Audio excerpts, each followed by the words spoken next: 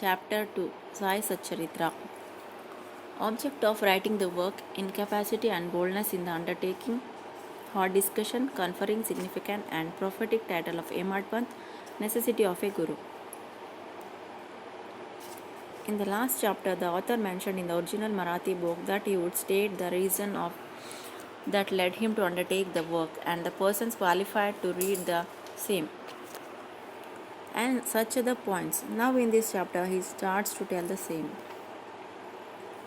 Object of writing the work. In the first chapter, I described Sai Baba's miracle of checking and destroying the epidemic of cholera by grinding wheat and throwing the flour on the outskirts of the village. I heard other miracles of Sai Baba to my great delight, and this delight burst forth into this poetic work. I also thought that the description of these grand miracles of Sai Baba would be interesting and instructive to his devotees and would remove their sins, and so I began to write the sacred life and teachings of Sai Baba. The life of saint is neither logical nor dialectical. It shows us the true and great path. Incapacity and boldness in undertaking the work. Hemad Pant thought that he was not a fit person to undertake the work.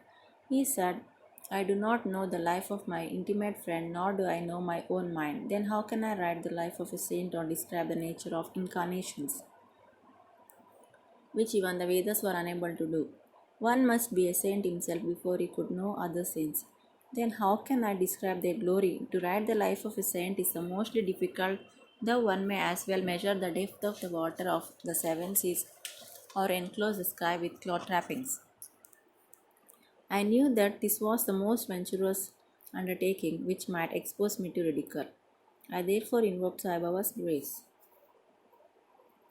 The premier poet of Maharashtra, Sri Gnaneshwar Maharaj, has stated that the Lord loves those who write the lives of saints, and the saints also have a peculiar method of their own of getting the service, which the devotees long for successfully accomplish. The saints inspire the work. The devotee becomes only an indirect cause or instrument to achieve the end. For instance, in 1700 Shaka year, the poet Mahipati aspired to write the lives of saints.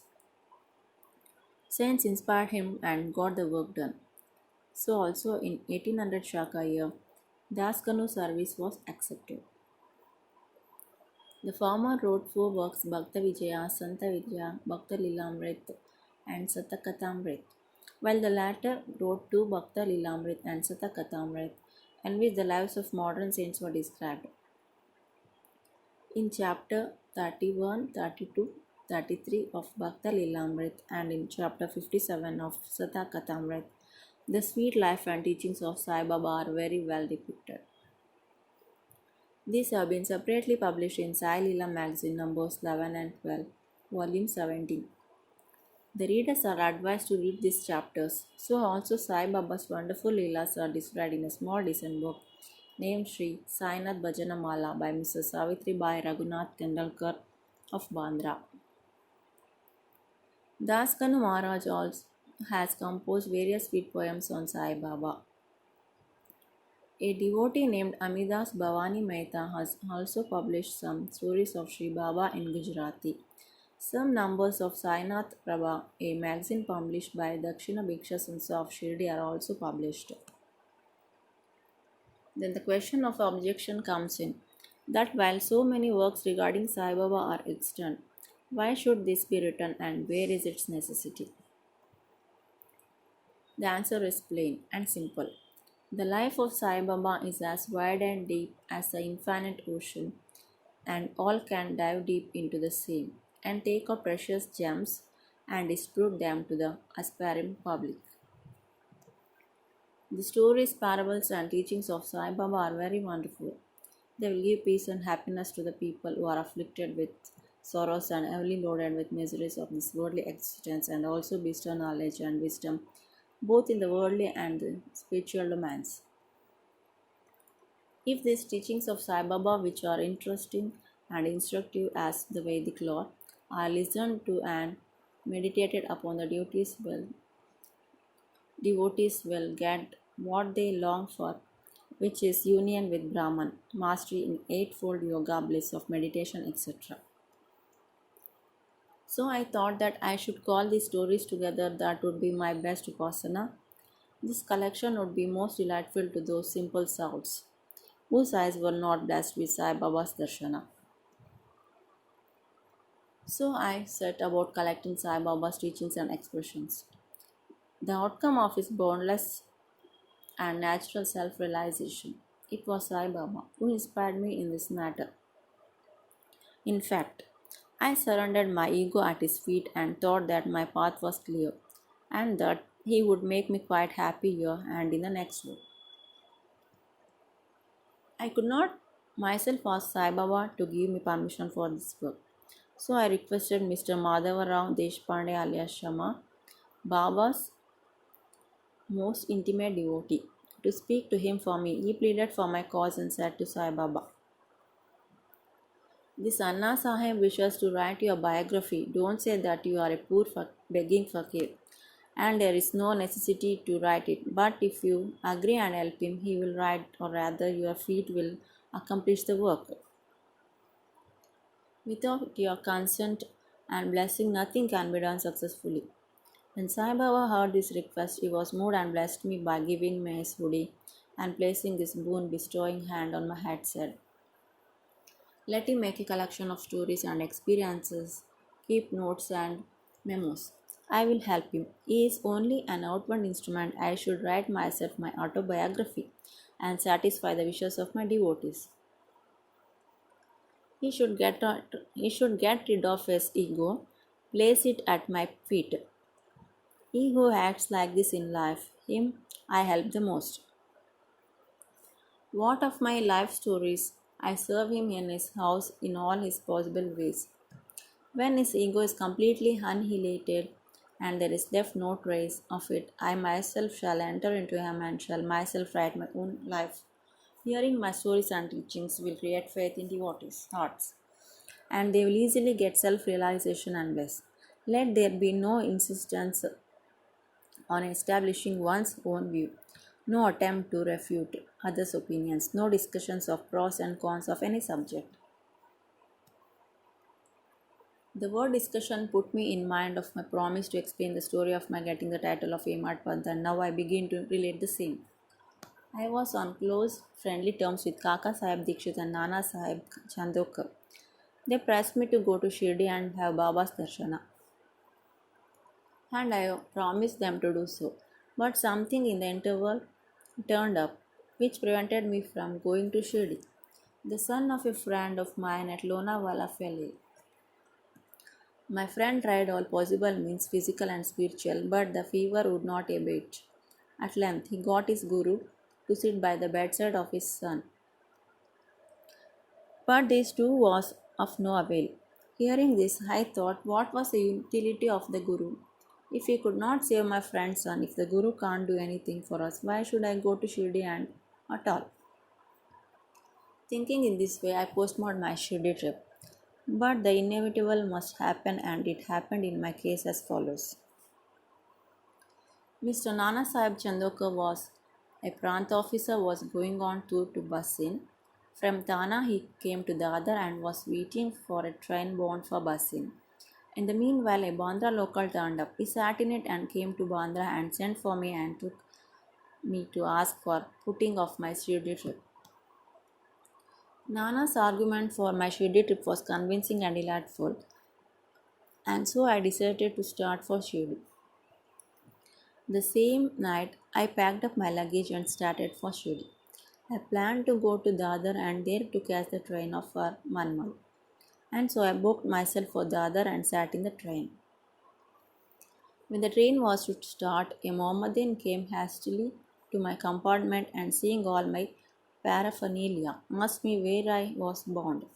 I told him my plan. He then suggested that I should go straight to Bori Bandar and not get down at Dadar for the Manmad meal. Did not get down at Dadar at all. If this little miracle or Leela had not happened, I would not have reached Shirdi next day as settled, and many doubts would have assailed me. But that was not to be. As fortune favored me, I reached Shirdi the next day before 9 or 10 a.m. Mr. Babu Sahib Dikshit was waiting for me there. This was in 1910. when there was only one place, which is Sateswada for lodging pilgrim devotees. After alighting from the Tonga, I was anxious to have darshana when the great devotee Tatya Sahib Nulkar returned from the masjid and said that Sai Baba was at the corner of the Wada and that I should first get the preliminary darshana and then after bath see him at leisure. Hearing this, I ran and prostrated before Baba, and then my joy knew no bounds. I found more than what Nana Chandrakar had told me. All my senses were satisfied, and I forgot thirst and hunger the moment I touched Sai Baba's feet. I began a new lease of life. I felt myself much obliged to those who spurred and helped me to get the darshana, and I considered them as my real relatives, and I cannot repay their debt. I only remember them and prostrate before them.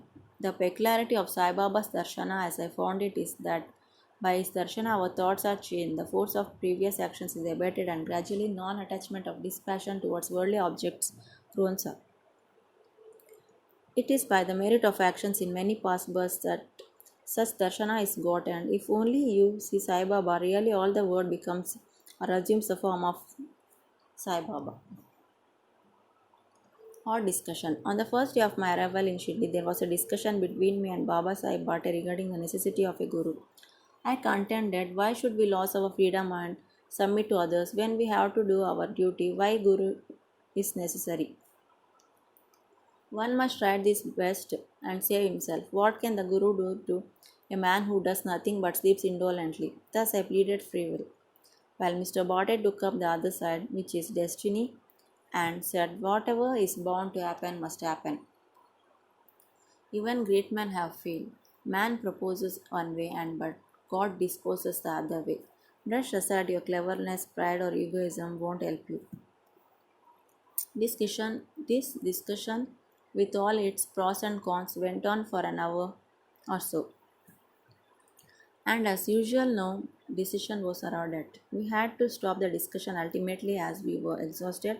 The net result of this was that I lost my peace of mind and found that unless there is strong body consciousness and egoism, there would be no discussion. In other words, it is egoism which breeds discussion.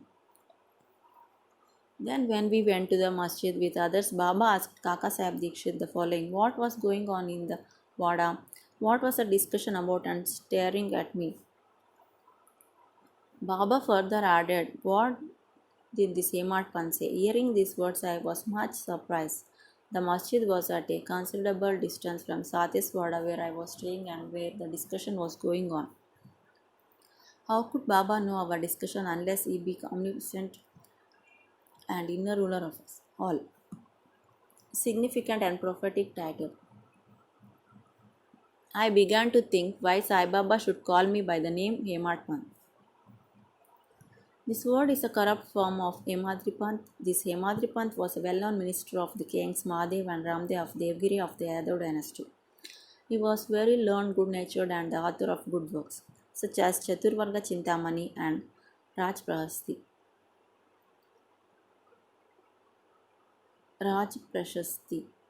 He invented and started new methods of accounts and was the originator of the Modi script. But I was quite the opposite and ignoramus and have dull, mediocre intellect. So I could not understand why the name or title was conferred upon me. But thinking seriously upon it, I thought that the title was a dart to destroy my ego so that I should always remain meek and humble. It was also a compliment paid to me for the cleverness in the discussion. Looking to the future history, we think that Baba's word was significant and prophetic as we find that he looked after the management of Sai Sansthan very intelligently, kept nicely all the accounts, and was also the author of such a good work, Sai Satcharita, which deals with such important and spiritual subjects as Gnana, Bhakti, and dispassion, self-surrender, and self-realization. About the necessity of a guru. Hemad Pant thus left no note, no memo about what Baba said regarding this subject. But Kaka Sahib Dikshit has published his notes regarding this matter. Next day, after Hemad Pant's meeting with Sai Baba, Kaka Sahib went to Baba and asked whether he should leave Shirdi. Baba said, I up. Then the man said, "How is the way?" Baba said, "There are many ways leading there. There is one way also from Shirdi. The way is difficult. There are tigers and wolves in the jungle on the way." I asked, "But Baba, what if we take a guide with us?" Baba answered, "Then there is no difficulty. The guide will take you straight to your destination, avoiding wolves, tigers, and ditches, etc. on the way. If there be no guide, there is the danger of your being lost in the jungles or falling into ditches."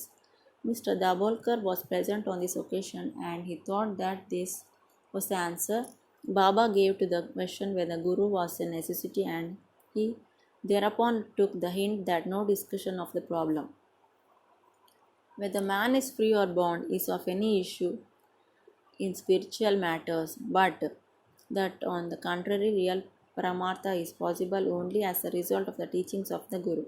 As is illustrated in this chapter of the original work in the instances of great avatars like Rama and Krishna, who had to submit themselves to their Gurus, Vasistha and Sandipani respectively, for getting self realization, and that the only virtues necessary for such progress are faith and patience. Go to Sri Sai, peace be to all.